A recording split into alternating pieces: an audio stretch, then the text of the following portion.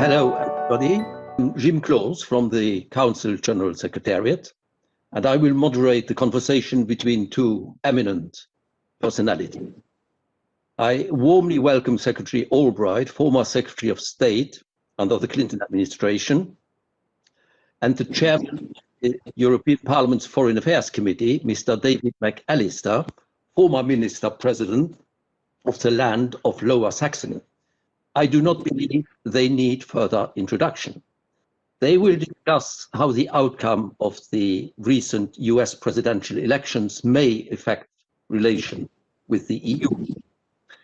Across Europe, there has been a huge interest in those elections, and many people in the European Union have the feeling that with the Biden administration, there can be a reset of the transatlantic relations. We are going to find out now with our interlocutors whether this is a realistic prospect or not. Secretary Albright, we're extremely pleased to have you with us at this early hour for you. Although this is only a virtual presence, maybe just a quick preliminary question. How are you coping with the COVID environment and the virtual world we're now living in? Well, thank you. I'm delighted to be with all of you. I am coping, though it is not easy because I am a total extrovert and I'm trying to learn to be an introvert, and I'm not doing very well at that. But I have had many Zoom sessions and visited with friends, and I'm very glad that I can participate in this very important discussion. So thank you for having me. Thank you very much, Secretary. We are thrilled to have you. Let me come to the first question. What is going on in the United States? We have a sitting president who refuses to recognize the victory of his opponent. We have a transition process which seems to be stalled. Was Thomas Friedman right when he said that the biggest loser in the election was America? Or is it correct to say that whether Mr. Trump has lost or not, Trumpism is still alive? Or maybe was it just a parenthesis? Well, let me say, I hate to disagree with Mr. Friedman, but I don't think America has lost. I think that what we have had actually is a remarkable election where, despite the pandemic, huge numbers of people voted, and that is something that we should say the resiliency of democracy. It has been very interesting, though. There are various groups that have been counseling patience.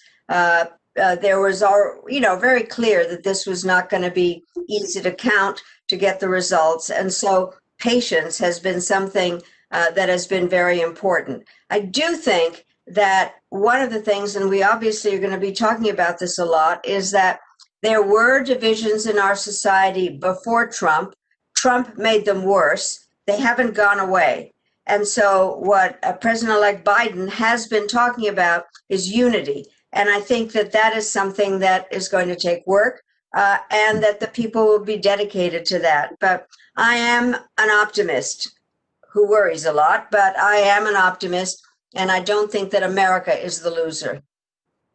Thank you very much for this very clear answer. We struggle with unity from time to time within the EU, I have to say. Mr. McAllister, do you agree with Madeleine Albright? Are you optimistic or are you worried about what's going on in the United States? Thanks for inviting me, and it's a huge honor and pleasure to be together with you, especially with Madeleine Albright, who so many in Europe still admire for the great achievements you've made in your personal and professional life.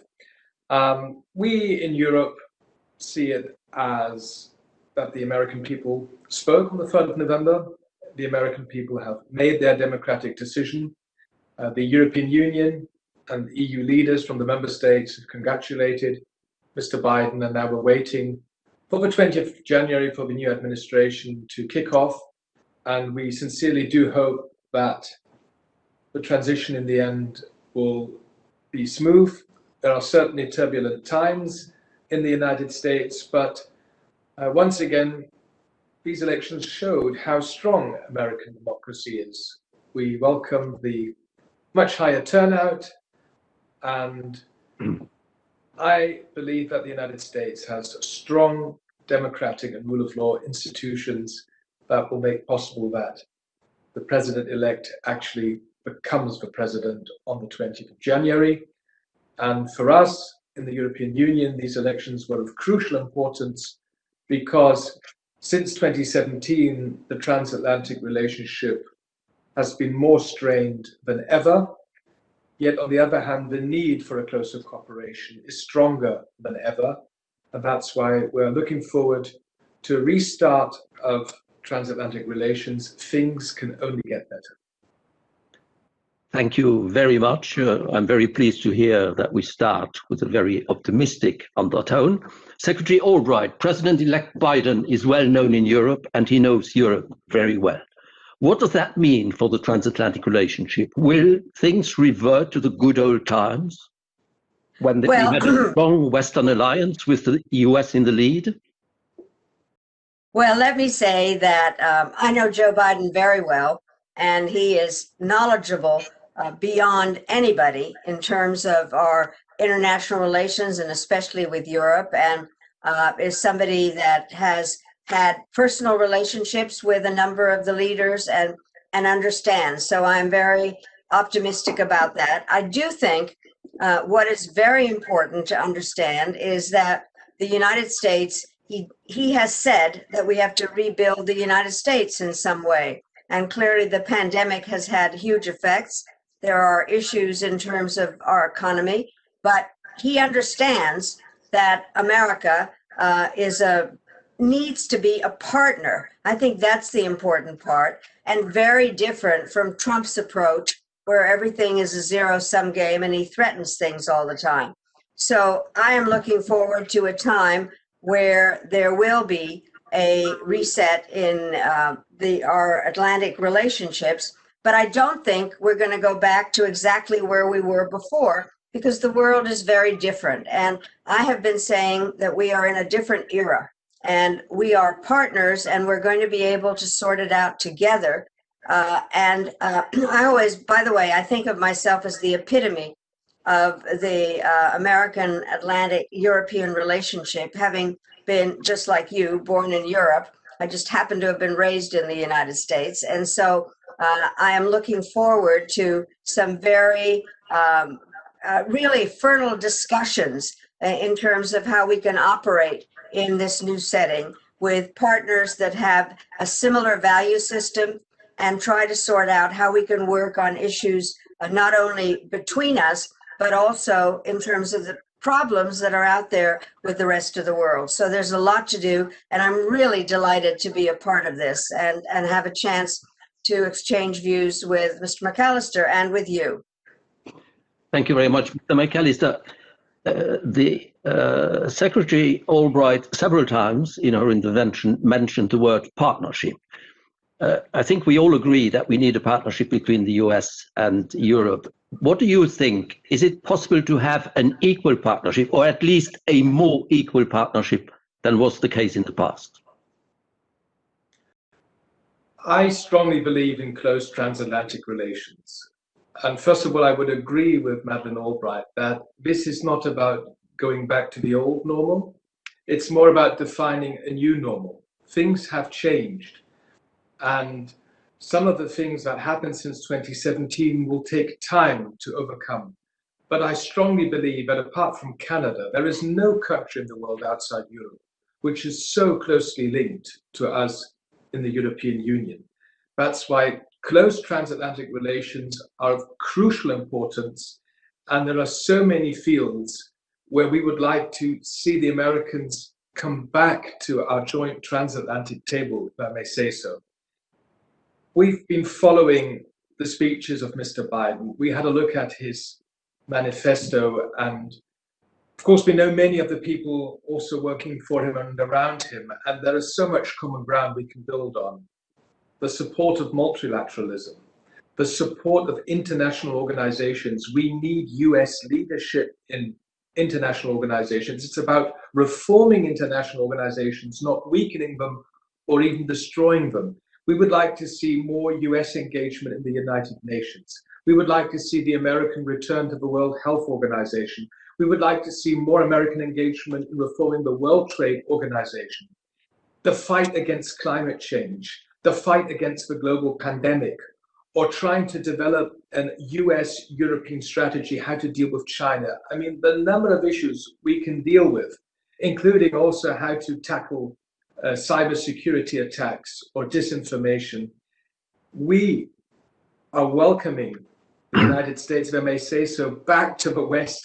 And if President Biden wants to form an alliance of democracies, well, please do so. We are ready to engage with like-minded countries like Canada, Japan, South Korea, Australia, New Zealand, India. And of course, in the end, this requires US leadership.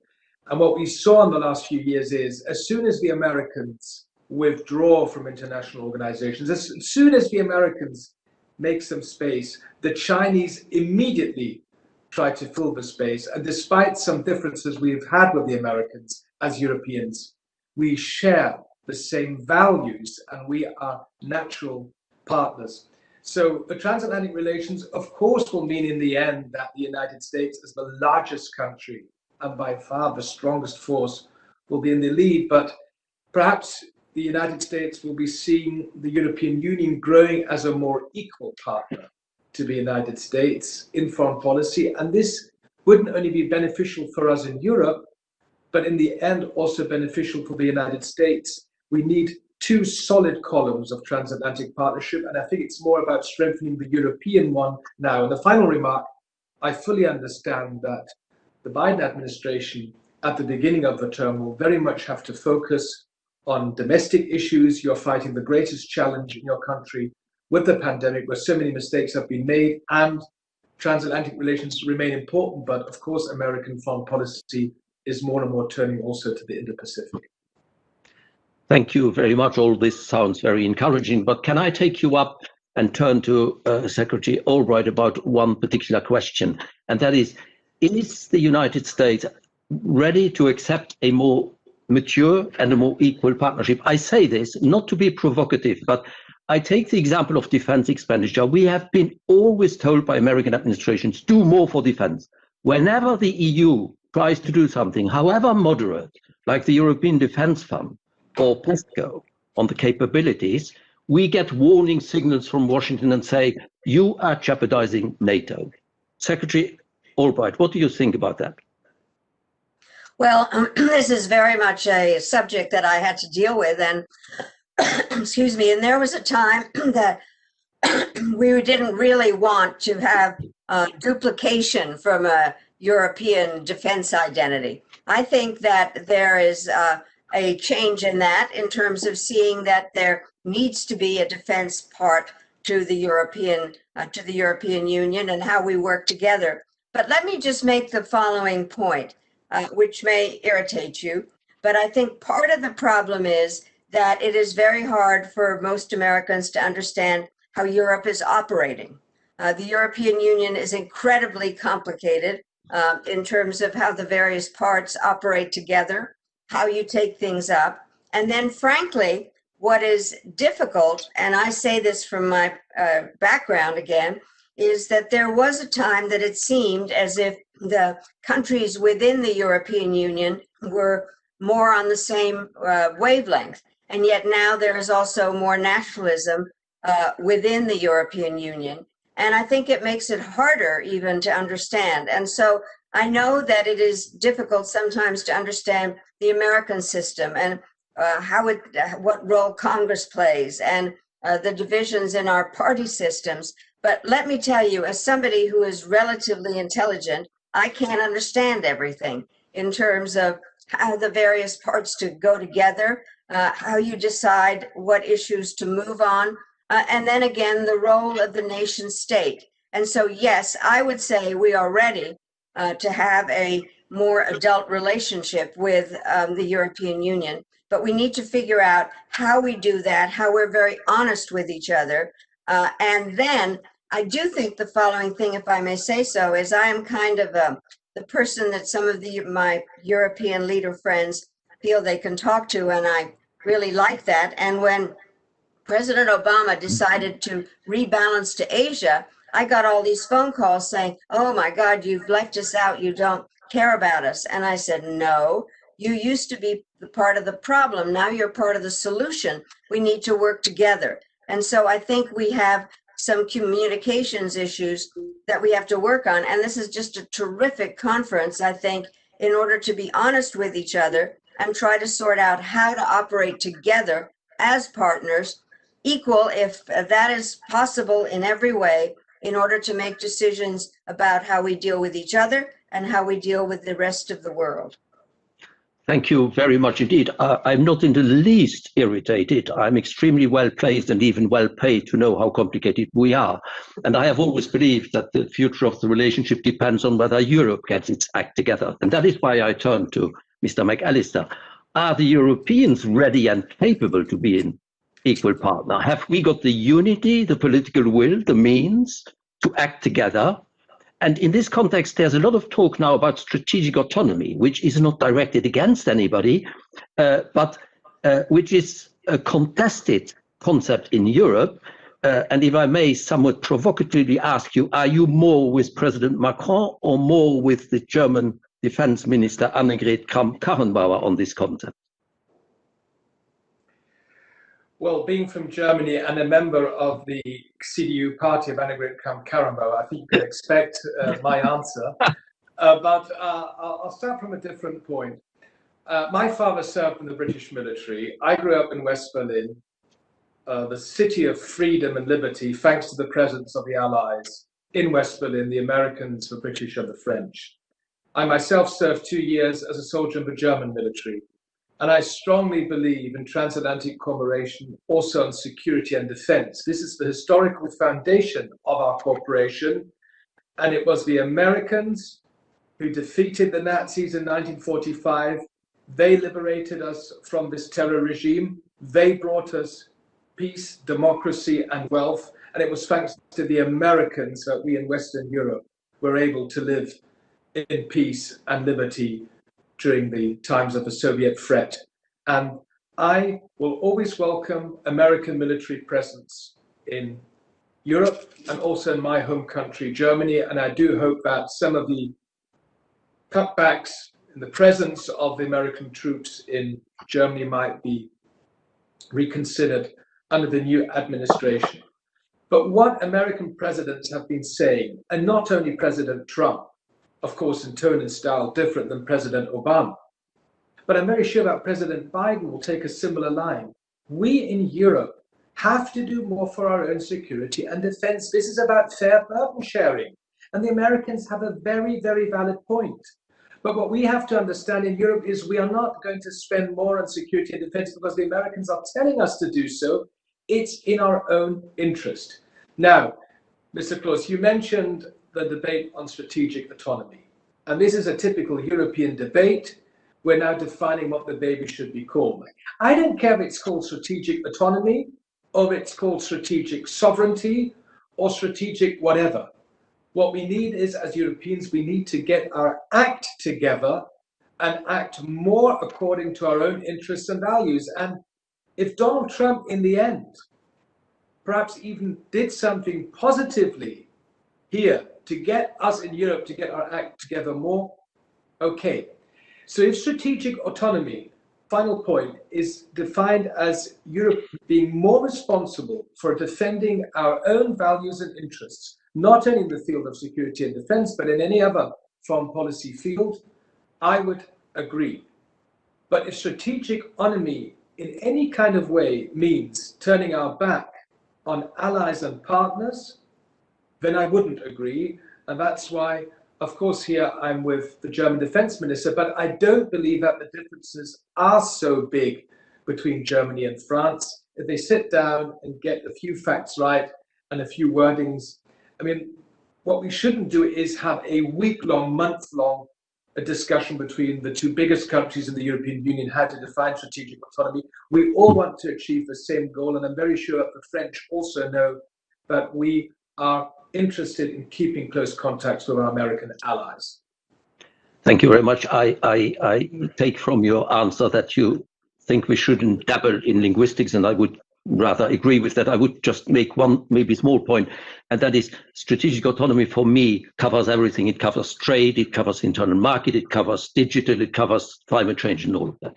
But having said this, I think a partnership requires some common vision. Now, sometimes one has the impression that we are united by fear, by negative vision in terms of we fear the rise of China, we fear climate change, we fear the pandemic, we fear terrorism and all of that. We fear populism on both sides of the Atlantic.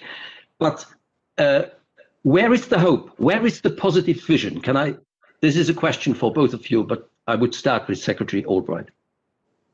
Well, I think that the positive vision is that we do have a great deal in common, and we have issues that can only be solved by our partnership, whether it has to do with climate change. And by the way, President-elect Biden has said he wants to rejoin the Paris agreements and work within that. I think we also have common vision in terms of trying to deal with the pandemic, which knows no borders, and how we can work together on that. I think actually we have common vision in looking at some organizations. There was Mr. McAllister mentioned about the United Nations. I happen to think that we all think that the UN needs a little fixing, that there are various parts of it that need some reform. We can work together. And by the way, when I was at the UN, we were able to work on some issues together. And I think that our partnership, just generally in looking at how organizations need to be suited for the 21st century, is something that we can work on together. I also, specifically on the China issue, that comes from hope that we clearly have a complex relationship with the Chinese. And it is true, when the United States is absent, the Chinese fill the vacuum. They are the rising power. They are, they've got their Belt and Road Initiative. I keep saying the Chinese must be getting very fat because the belt is getting larger and larger. I do think we need to practice statecraft with them, which is understanding where they are adversaries, which they are in the kinds of things that they're doing in the South China Sea, and we can cooperate on that. They are competitors on a variety of issues to do with information technology and innovation. And I think we can figure out how we, with the Americans and the Europeans, can look at that together, and then cooperation on the areas where we can and must cooperate. So I do think that we are better off when we work together. And that is my vision in terms of being positive about it. If you think about it, we are a huge group of people if we work together with a very large market and common values. Thank you very much, Secretary Albright. You already started talking about the geopolitics I wanted to come into, and I would like to have Mr. McAllister's take on this, particularly also on the question of China. How can we work together without necessarily always agreeing exactly on the method? Thank you. I couldn't agree more with Madeleine Albright. The 3 C's are important in dealing with China. Cooperate where possible, compete where needed, and confront where necessary. Of course, China is an important cooperation partner. I'll give you one example: climate change. The European Union wants to be climate friendly by 2050. The Chinese have now announced to be climate free in 2060. This is where we can work together, as one example. We want to compete with the Chinese. We have always been in favor of competition as a European Union, global competition, but it has to be fair. And the trade practices are not fair in the moment. We are being faced with many unfair challenges, and it's especially the Chinese side which will have to move. If they want to continue to have market access to Europe, we want the level playing field for our businesses in dealing with China. But we also have to confront the Chinese. And there are many, many issues where we simply don't agree with the communist leadership in Beijing. And that's why China is a geostrategic rival for us. They have very different views on democracy, the rule of law, on human rights. And we have seen Chinese attitude towards Hong Kong, towards Taiwan, Or let me just name an outrageous example of how the Chinese state is treating the minority of Uyghurs in Western China. This is, for me, the biggest systemic violation of human rights we have seen in the recent decades. And the international community, the West, must be very clear that this is simply unacceptable, that hundreds of thousands of Uyghurs are being kept in, how did the Chinese call them, education camps? I mean, these are just awful, dreadful words which are being used. So we have to be clear, compete, cooperate, but also confront. But finally, one point. For me, the main threat to us in the West isn't China. The main threat for us is that if we start destroying our position from the inside by trampling core values such as democracy and human dignity, and what we have seen in this pandemic once again is another phase of illiberal democracy, which seems to have settled very nicely in some so-called Western countries, among which also a few European. So to defend democracy, we should stay true to our core values. That is the most important question. That's why we need American leadership in this alliance of democracies. Thank you very much. As far as leadership is concerned, I think it depends a bit on whether we talk about geopolitics or whether we talk about our internal societal developments, I would say, because let's face it, both America and Europe face quite considerable problems in terms of their own functioning of democracy. I think we can safely assume that. Secretary Albright, can I just come back to maybe one instance on China and your take on how President Biden will tackle this issue compared to President Trump? And maybe if you could say also a word about Russia and Turkey, two other very difficult partners. Well, let me say on China, I fully agree with David McAllister on the issue of human rights. I think that is something that has not been really put forward enough by the Trump administration. And I do think that it is something that a Biden-Harris administration will, in fact, pay attention to. There's no question about that. I do think that some of the issues with China generally are that we need to sort out how we work with them on those 3 C's in a number of different ways. I also do think, and I hope that we really spend some time talking about this within the geopolitical context, is the issue of new weapons, cyber. We need to figure out how that affects, how it is affecting our information processes, a number of different things where we need to figure out how to work together. And so there are many challenging aspects. And I do think that China is one of them. What has now happened, frankly, in terms of trade, the new, I can't remember now the new acronym, RCEPs, this new huge economic group that neither of us are a partner in, how that is going to operate. And I think that what President Biden will do, he will be tough on China. There's no question. There are things they are doing wrong and things that we have to call out. And that is going to be very important. I think the difference is going to be predictability. That is something that is very essential. Transparency and explaining what we are doing. I do think that there will continue to be issues to do with trade. And because that is something that American people are concerned about in terms of the stealing of technology and then jobs, the supply chains. But I think that there will be a continued, I kind of sense that those 3 C's is the best way to describe it, but there are 2 C's within it that do show that there needs to be some toughness in the way that we deal, but it has to be predictable and transparent. The Russians, I am very worried about. They are a country, they're run by a KGB agent. They are playing a weak hand very well.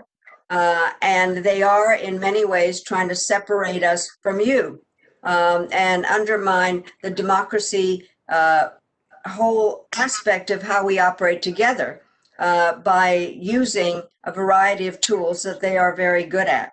I'm very interested all of a sudden that they are opening ports in a number of, there's going to be, I just read in the papers, a new Russian port in Sudan. And so we need to watch what they're doing. They are reasserting themselves in the Middle East.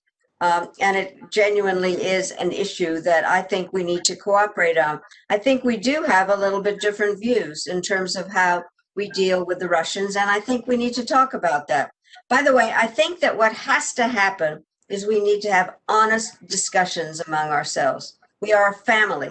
We need to have those honest discussions together. I have to say, Turkey is the most maddening issue that I have, and it's something that goes back, is I used to consider myself a Turkophile. And I'm going to say something that's going to make you mad, but I think that the EU should have been more welcoming to the Turks at a time that they were looking at how to be more a part of the West, and that the goalposts kept changing for what they had to accomplish. And I said to my EU friends, you should be doing something about this, and I was told to mind my own business. I do think that what has happened is that Erdogan is, in my book, as I have looked at the Fascism, a Warning book, in terms of the kinds of things he has been doing, he is extending his reach in a very large way, trying to show that they are not just a regional, but a world power. They are going into a variety of places. Every morning when I wake up and I try to figure out who's on whose side, the Turks are always against Egypt or working on a much larger agenda in the Mediterranean, and now the kinds of things that have been going on in the Nagorno-Karabakh region. So I think they are to be watched out for. And by the way, I took my grandchildren, my favorite city, I have to say, is Istanbul. I took my family there. My youngest granddaughter said, you know, I figured Turkey out. We spent the night in Europe and we had lunch in Asia. That is Turkey. But Erdogan is a character that is creating huge problems, which you all, frankly, in terms of what's going on between Turkey and Greece in the Mediterranean, is very worrisome. I think I would agree with you on that one. And I will turn to Mr. McAllister in a second on Turkey and Russia. But you said something about China, which I found interesting, because you made the link with cyber, but also with trade and with digital. Just a very short question to Secretary Albright. Are the Americans ready when we talk about issues like Huawei, but also the powers of the GAFAs, the Googles and others? Do you think the Biden administration will be open to talk honestly among partners about some of the issues which we're having, for instance, in terms of taxation, for instance, in terms of competition policy and all that? Very shortly, what is your take on that? I think there will be and need to be discussions that are open and honest. And I think that we need to tackle this, because if you look at the kinds of different questions that we're dealing with on regulation and taxation and how we see privacy and a variety of things. And I think the thing, if I may be very direct here, is we need to see how you are going to be, you know, what is the order? How are things going to be presented? How will we be working together? With whom should we, the Americans, be working? I think these are very important issues, and not just to say, well, we disagree, because these are the issues that are on the table, and they are going to need explanation and understanding, because I think we do come a little bit at it differently given our history and location, and we've seen the problems already. So I would hope we have very honest discussion on this in a framework that allows us to be very, I think, innovative, if I could put it this way. Try to establish some rules of the game. Thank you very much for a very straightforward answer. Can I turn to Mr. McAllister on Russia and maybe particularly Turkey? Is it true that we are guilty of what's going on there? Russia and Turkey have quite a few things in common. They are important big neighbors of the European Union. And since they are our immediate neighbors, we have to kind of get on with them, existing next to them. They won't move away. On Russia, I very much regret how relations have deteriorated in the last a few years. But if you look at this issue from an objective point of view, clearly this is the result of Mr. Putin's policies. We have been witnessing since 2008 so many attempts of Moscow to destabilize our immediate neighborhood, but also to destabilize member states of the European Union. And there are so many different tools the Russians are using, from hybrid threats, cybersecurity attacks, disinformation campaigns. And what we've also seen is that you have direct Russian presence and influence in Moldova. You have direct Russian presence. 20% of Georgia's territory is under Russian occupation. And of course, 2014, the illegal annexation of Crimea, and it was an all-time low in our relations. And what we have to do is confront Russia with these issues, and this can only be done best through strong transatlantic cooperation. And despite all the troubles we saw with Mr. Trump, and despite his kind of bizarre personal relationship with Mr. Putin, the Americans and the Europeans agreed on the same line when it came to sanctions regarding the events in Ukraine. And on Turkey, the difference between Russia and Turkey is, of course, Turkey is a NATO ally. We're in a military alliance with the Turks, but our relations are at a record low. And I wouldn't have believed, but a few weeks ago, there was the real threat of a direct military confrontation in the Eastern Mediterranean between two NATO partners. And the European Parliament has been very vocal on this and has made very clear the European Union is a community of solidarity. And we stand by our member states, Greece and Cyprus, and we call on Turkey to stop violating Greek and Cypriot airspace. We urge Turkey immediately to stop the illegal drilling activities in Cypriot territorial waters, and we call on Turkey to stop following this aggressive foreign policy also against the interests of the European Union and our member states. And as long as we don't see a fundamental change in the attitude of Mr. Erdogan and his folks in Ankara, I don't think relations will improve. Quite on the contrary, you know, for instance, that the European Council has still to decide whether there will be further sanctions against individuals because of the economic drilling activity, the illegal drilling activities in economic waters of our member state, Cyprus. Thank you very much. I would like to turn, we don't have that much time left, but to Iran and Middle East. But on Russia, I know you'll hate this question, and probably on both sides, but I just cannot help asking something about Nordstrom, what your take is on that. Because on the one hand, we have this project which is not consensual in Europe. At the same time, the United States administration is working with sanctions on that. What, in a nutshell, I mean, can you say about that? Well, I am concerned about it because of how the Russians want to use it.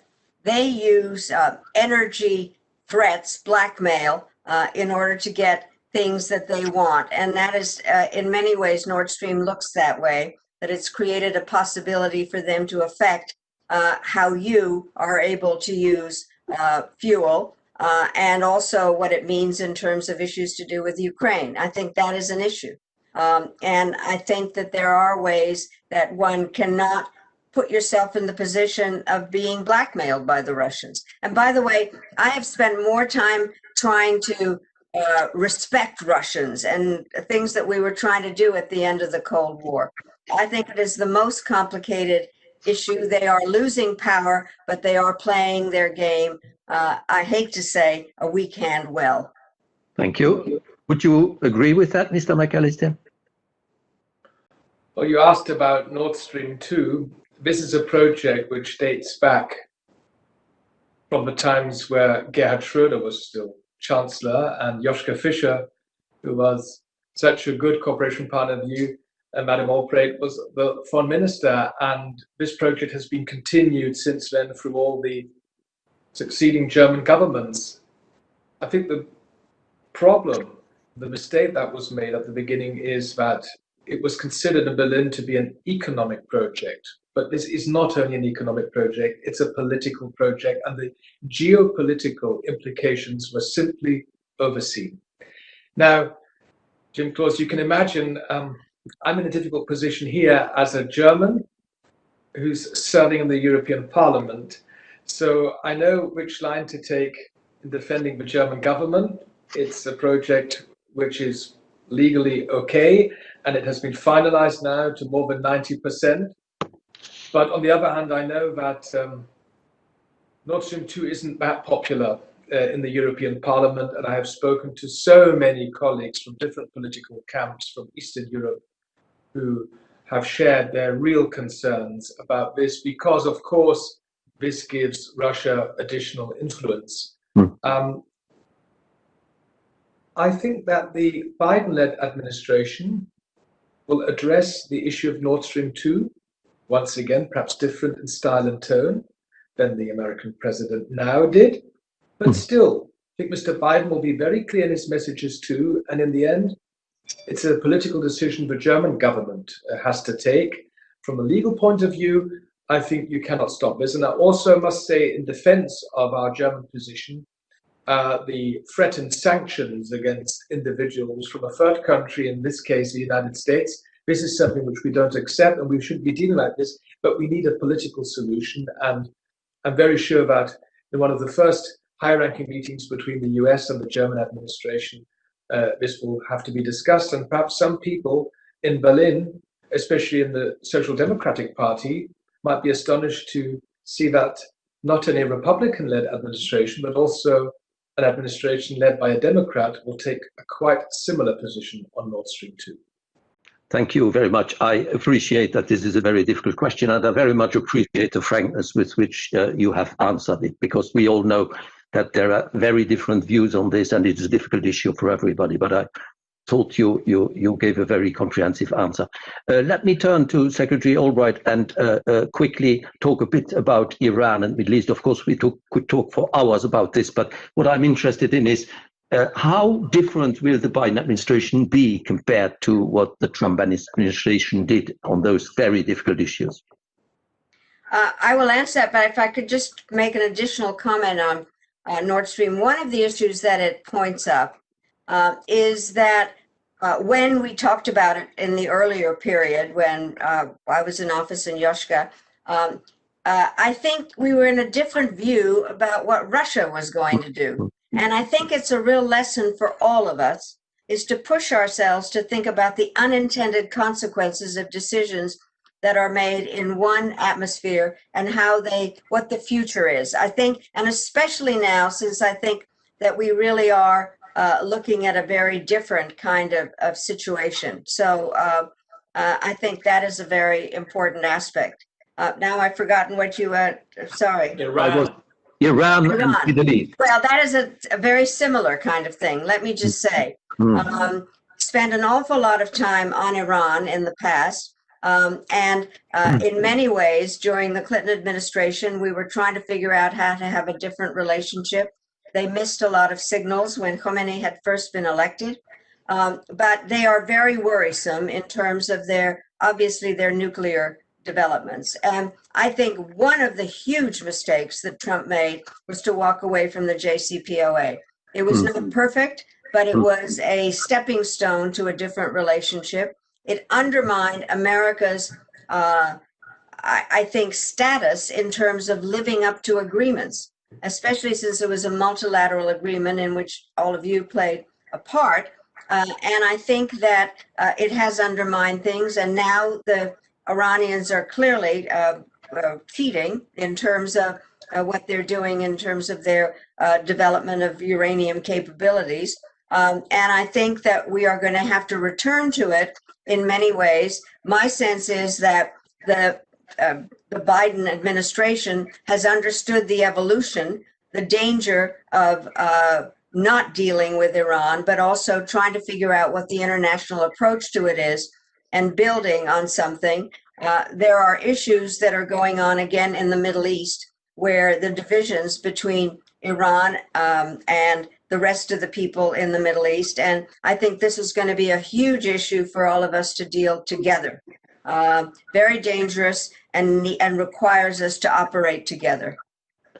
Thank you very much. I turn to Mr. McAllister, on maybe just on Iran, because I think otherwise we're going to run out of time if we have to take the Middle East and solve that issue as well in 10 minutes. I believe the Middle East, and especially Iran, could be areas of future transatlantic cooperation on foreign affairs with an administration led by President Biden. The JCPOA was not only a project of the Americans and the Iranians, but three European countries, Germany, France, and the United Kingdom, and the European Union are signatories of the JCPOA. So this is our joint achievement. And there is a strong engagement across party lines in Europe and across member states to preserve and fully implement the JCPOA by all parties. In our view, this is a multilateral agreement, and it's a crucial achievement of European and American diplomacy, but it should remain a key pillar of global non-proliferation. So that is our general line. We will welcome the United States rejoining the JCPOA, hopefully after the withdrawal decided in 2018. But of course, all our activities should go hand in hand with urging Iran to revert all to full compliance with all the commitments under the agreement. And finally, Iran has to commit to the stability in the whole region and beyond. And we are well aware that the regional stability has dramatically worsened and that Iran also is partially responsible for this. And let me also add, as somebody who lives in Germany, I will never, ever accept Iranian threats to the sovereign independent state of Israel. The Iranians have to be very, very clear on this issue. And this is where we also need transatlantic support for our partners in Israel. Thank you very much. Those are very clear words. If I can, people will not forgive me if I do not at least mention Brexit or the UK in one word. If I can get a very brief intervention on this, but how do you think, what effects will this have on the transatlantic relationship, Secretary Albright? Well, as you know, I think many of us thought it was a mistake, and I think it is unfortunate. But I do think that we need to develop ways that other members of the European Union and the Atlantic relationship can really deal with us honestly, that we really understand what is going on, and that the UK is not our only kind of translator of what is going on. I really regret the fact that they went forward with this. The discussions are very complex, and the whole issue about open borders in Ireland and how much we all worked during the Democratic administrations in terms of the Good Friday Agreement and all those aspects that are still very hard to deal with. And Mr. Barnier is carrying on with complex discussions. And so, but I do think, and I really want to stress this more as I listen to us, is that we have an opportunity to have an incredible relationship between the European Union and the United States if, in fact, we deal with each other honestly, look at the issues, look at their unintended consequences, and really understand the processes, and so we don't have to depend on the United Kingdom. But there will be questions about trade agreements and a number of the various aspects of how you all deal with Brexit and how we do. Thank you very much for this answer. Mr. McAllister, in 2 minutes, if I may. While we are holding this conversation early afternoon here in Brussels, in the morning in Washington, the negotiations between the European Union and the United Kingdom are going to, I would say, the crucial phase of the crucial phase of the crucial phase. I expect that we will know if we're going to have an agreement on our future relations or not within the next couple of days, because we all know we're simply running out of time. The British have already left the European Union on the 1st of February. They will have left the single market and the customs union on the 1st of January. And what we need to do is the United Kingdom will simply not sail away.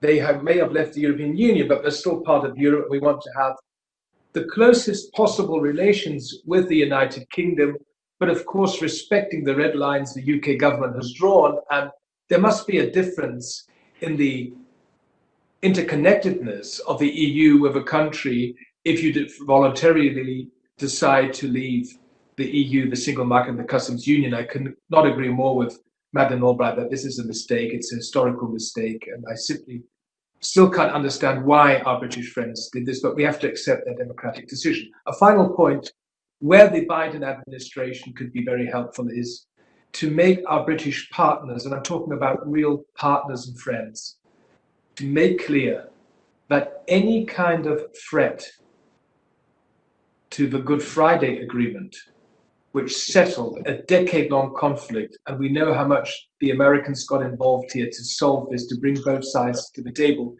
that we must make clear that the Good Friday Agreement is crucial for peace and stability on the island of Ireland, and the implementation of the withdrawal agreement is a litmus test for British credibility in future relations with the UK and the EU. And here I understand that the Biden administration and the European Union take similar views. And so let's work together in transatlantic relations and not forget our British partners, because they are and will remain our NATO ally, our political partner in G7, G20, the United Nations, the OSCE, just to mention a couple of organizations.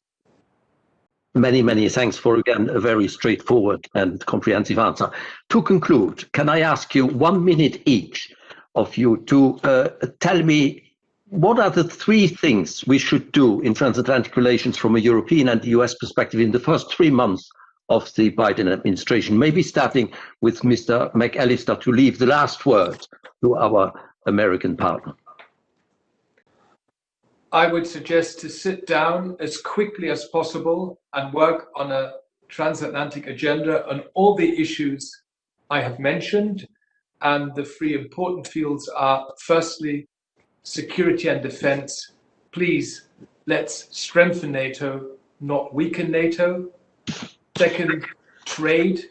Trade is the bread and butter of transatlantic relations. We should stop these minor trade wars we have been running on both sides of the Atlantic. We need more predictability and more reliability in trade relations, which would be beneficial for both sides. And the third point I would underline is, let's work on a joint European-American approach, how to deal with China, an issue we were discussing today.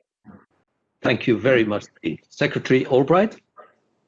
I think that what we need to do is recognize that we're in a different era, that we have to look to the future, that we have more in common with each other than with any other group of countries, and that we do have to deal with what is out there in terms of climate change, the pandemic, those kinds of issues that require cooperation. I think also that we need to be very honest with each other in terms of how we work and recognize what the threats and opportunities are and develop an agenda very quickly. I agree with that, we know that there's a lot to do and we need to look towards the future on all those issues that Mr. McAllister mentioned, and then take a view that we have huge opportunities and that there are new problems that we have not dealt with yet, which are the new tools, the cyber, the whole 5G aspect of various things, and that is going to require telling each other honestly what has to happen. We have a new era. We are the best of friends. We are family, and we have to remember that we are a partnership of democracies.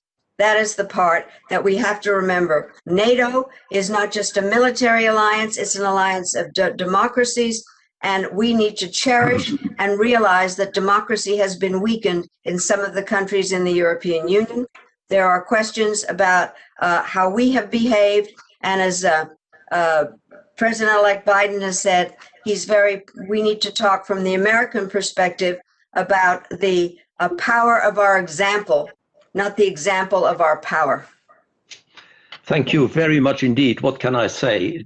We could have continued for a long time. I think this was a fascinating conversation. I really owe you a huge thank you for having taken the time to discuss among yourselves and with us and with the audience, and to be so straightforward and honest in your answers. I think it will be hugely appreciated by all those who have listened. I am very pleased to see that we agree on the huge potential for a renewed and equal partnership between the United States and Europe. Let us seize the chance together. Thank you very much indeed.